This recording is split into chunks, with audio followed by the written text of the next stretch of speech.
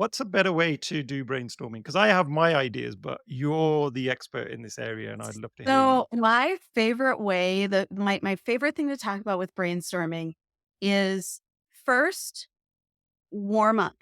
Warm up the group, which means do something that is going to allow people to be creative, weird, in whatever that has nothing to do with the problem you're trying to solve. And it should be something that is low difficulty, like something anybody can do. Right. And I'll show you my favorite one in a second because, and you've done this because I did this in the workshop and it is my favorite, super easy because you can do it at any time. If you have the same group of people, quite often you're going to have to change this up, but I give this one as a great warm up, and I have a bunch of them that I can do, but this one is a super easy one to start with. So I always say warm people up first, then help people to remember what brainstorming is all about.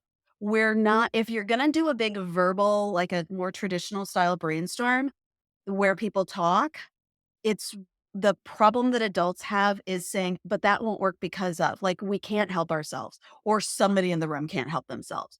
Or the first idea is like, "Oh, I never thought of that. That's really good. Like, let's keep talking about that." That we're not now. We're gonna time box this. So you're essentially gonna have an agenda for brainstorming. You're gonna have a facilitation model that you're gonna use that allows people to generate ideas, to explore and discuss and bounce around a little bit more and figure out what's going to work for the people who are in that room.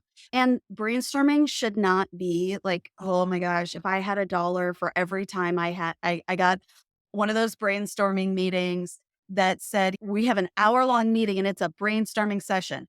And they literally thought we were going to brainstorm for an hour. You can't do that. It's too much time and the creativity is gone before it's even in the door because the time limit, time boxing people is what freaks them out because adults also get naturally competitive.